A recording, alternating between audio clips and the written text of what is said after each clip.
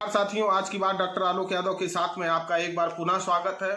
साथियों, आज एक बड़ी दर्दनाक घटना जनपद औरैया में एक ट्रक से टक्कर में 23 मजदूरों ने अपनी जान गंवा दी, जिनकी संख्या अभी और बढ़ सकती है। उन सभी भारतीय वासियों के लिए, उन सभी शिल्पकारों के लिए, उन सभी मेहनतकश लोगों के लिए मैं श्रद्धांजलि अर्पित करता हूं और ईश्वर से प्रार्थना करता हूं कि जो लोग जिन्हें जख्म चोटें हैं ज़्यादा, वो जल्दी से जल्दी शीघ्र स्वस्थ हो जाएं और अपने सकुशल घरों को पहुंचे। साथियों, इस वक्त भारत में एक ऐसी उन्नत और मानसिक विक्षिप्त एक फौज तैयार हो गई है जो किसी भी अर्थ को अनर्थ करने के लिए हमेशा तत्पर रहती है। हमारे प्रधानमंत्री जी ने सर्वप्रथम कोरोना वॉरियर्स के लिए या भारतीय को एकता के प्रदर्शन के लिए थाली बजाने को कहा, तो हमारे उन मानसिक विक्षिप्त लोगों ने उस थाली में एक ऐसी ध्वनि तैयार करने की बात की जिसमें कोरोना विषाणु मर जाएगा। दोबारा जब उन्होंने कोरोना वॉरियर्स और सफाई कर्मियों को सम्मान देने के लिए बात की और उसमें दीप जलाने की बात की, तो बहुत ज्यादा पढ़े लिखे, हो सकता है मानसिक रूप से अभी उनका चिकित्सीय परीक्षण नहीं हुआ है, उसमें कैलोरी ऊर्जा बना दी और उस ऊर्जा से उस विषाणु को मारने की बात तक करने लगे। अभी हमारे प्रधानमंत्री जी ने राहत पैकेज के साथ एक आत्मनिर्भर भारत की बात की।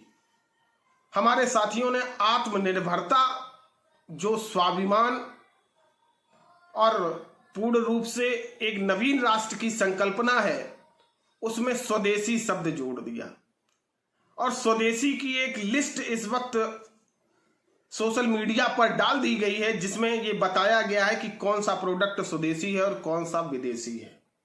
बड़ी लिस्ट है, हर चीज की है उसमें, कॉस्मेटिक से लेते हुए खाने पीने के सामान। लेकिन मैं जानता हूं कि उन मानसिक विक्षिप्त लोगों के मस्तिष्क में इतना ज्ञान ही नहीं है कि वो इस लिस्ट को बना सके। ये लिस्ट निश्चित किसी आईटी सेल कंपनी के द्वारा प्रायोजित रूप से बनाई गई है, राष्ट्र के मुद्दों से भटकाने के लिए, मजदूरों से मुद्दों को हटाने के लिए।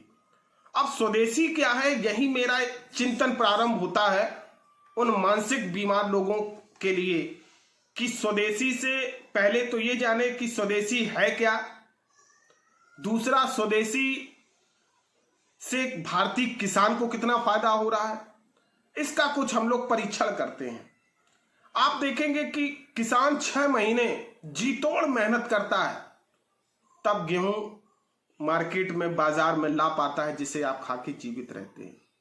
6 महीने जी तोड़ मेहनत करने के बाद, कई पानी लगाने के बाद उसका गेहूं 20 से 21 रुपए किलो बिकता है।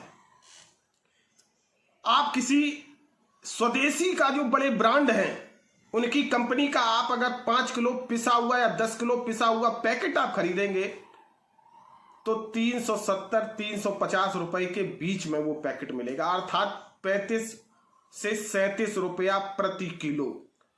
अब आप देखिए ये स्वदेशी किस रूप में है कि किसान ने 6 महीने मेहनत की, जी तोड़ पानी लगाया, दिन रात अपनी ऊर्जा खपत की, तब 20 रुपया, और इन उद्योगपतियों ने मात्र उसकी सफाई की, पैकिंग की, प्रचार किया और 1 किलो पे 15 से 17 रुपए जोड़ दिए।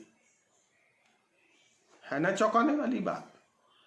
आप देखें टमाटर जब फसल पे बहुत सस्ता रहता है, 2-4-5 रुपए किलो तक आ जाता है, लेकिन किसी भी आप ब्रांडेड कंपनी का, आप स्वदेशी की मैं बात कर रहा हूं, टोमेटो सॉस खरीदिए जाके तो 100 रुपए से 130 रुपए किलो का सॉस आपको मिलेगा, स्वदेशी ब्रांड।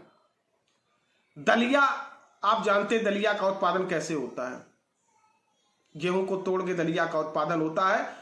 स्वदेशी के नाम पर जो लोग अफीम सा बेच रहे हैं, उनके यहां दलिया का पैकेट 30 से 40 रुपए का आधा किलो का है, यानी कि 80 रुपए किलो गेहूं उनका हो गया जाके। अभी आप देखें स्वदेशी ब्रांड के सैनिटाइजर इस कोरोना महामारी से पहले जो 85 रुपए के थे, हालांकि अब 25 रुपए के हो गए हैं। ये कंपनियां स्वदेशी और विदेशी में हमको उलझाकर मूल रूप से हमारे कुटीर, लघु और किसान के मुद्दे से हमारा ध्यान भटका देती हैं। अगर ये लोग ये कहते कि कुटीर धंधों को पुनः स्थापित किया जाए, जिससे आमजन को लाभ हो सके, सस्ता प्रोडक्ट, अच्छा प्रोडक्ट तैयार हो सके, ये कहते कि किसानों के फायदे की बात हो, तब तो समझ में आता था। लेकिन उद्योगपतियों के लिए एक मालिक से दूसरे मालिक बदलने की बात पर सिर्फ काम ये किया जाए तो समझ से परे है। अभी एक कंपनी आप खोज करिएगा गूगल में, जिसने प्रधानमंत्री राहत कोष में बहुत बड़ा चंदा दिया और दूसरे दिन तुरंत उन्होंने अपने बड़े बड़े प्रोडक्ट के दामों में बढ़ोतरी कर दी। आखिर दान कहां दिया और उस दान का अभिशाप कौन झेलेगा जो प्रोडक्ट के दामों में वृद्धि हुई है। ये सब चीजें आपको चिंतन करनी होगी, सोचना होगा। आप बाजार में रहते हैं, आप हर चीज खरीदते हैं, जरा देखिएगा, मेरी नजर पे आप जरा सोचिएगा। दूसरा मुद्दा मेरा ये है कि जो ये मानसिक विक्षिप्त लोग स्वदेशी स्वदेशी चिल्ला रहे हैं, उसका जरा अर्थ समझिए। हम स्वदेशी किसे कहें? नंबर 1, जिसका मालिक भारतीय हो। नंबर 2, जो भारत में बनती हो। या नंबर 3, जिसमें ज्यादा से ज्यादा शेयर किसी भारतीय का हो। या नंबर 4, जिसमें ज्यादा से ज्यादा मजदूर भारतीय हो। या नंबर 5, उसे हम कहें जिसने पीएम राहत कोष में सबसे ज्यादा चंदा दिया हो। या ऐसे विक्षिप्त लोगों के लिए उन्हें कहें कि जिसमें हिंदू या मुसलमान की कंपनी हो। साथियों, वैश्वीकरण के दौर में आत्मनिर्भरता तो एक बेहतरीन शब्द है और ऐसा हर राष्ट्र को होना भी चाहिए, लेकिन स्वदेशी चिल्ला के आप ग्लोबल मार्केट से बच नहीं सकते हैं। इसलिए नहीं बच सकते हैं कि प्रत्येक उपभोक्ता का ये अधिकार होता है कि सस्ता और अच्छा हमें जहां मिले हम उसको खरीदें। हम ऐसे शब्दों के माध्यम से लुट जाएं, हम ऐसे शब्दों के माध्यम से अच्छी चीज से वंचित हो जाएं, ये स्वदेशी का अर्थ नहीं है। आप देखेंगे कि अधिकांश कंपनियां भारत में ही उत्पादन करती हैं, भारत के ही मजदूर उसमें काम करते हैं और बहुत बड़ा शेयर प्रत्येक कंपनी में भारत के लोगों का है। ऐसी पूर्णतया स्वदेशी 1 या 2 कंपनियां मिलेगी जो ऐसी भी हैं कि उन कंपनियों से बहुत महंगे प्रोडक्ट अपने बाजार में बेचती हैं। आप देखिएगा, सरसों तेल 85, 90 या 95 रुपए में खुला आपको शुद्ध बाजार में चक्की पे आपको मिल जाएगा। स्वदेशी के ब्रांड से देश में धाक जमाने वाली कंपनी का 130 रुपए का 1 लीटर सरसों का तेल है।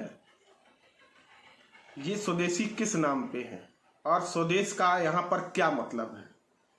हमारे माननीय प्रधानमंत्री जी आत्मनिर्भर भारत की बात कर रहे हैं, जहां पर भारतवासियों को सुविधाएं मिले, सस्ता प्रोडक्ट मिले, लोगों को काम ज्यादा से ज्यादा मिले और अच्छे से वो अपने पैरों पर खड़े हो सके। बात इसकी हो रही है और घुमा के बात को ये लोग ले कहां जा रहे हैं?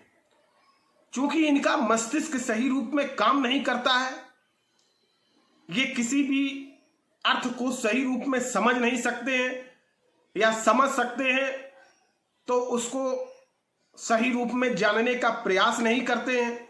ऐसे बहुत सारे मुद्दे आत्मनिर्भरता के साथ जुड़े हुए हैं। ऐसे बहुत सारे चिंतन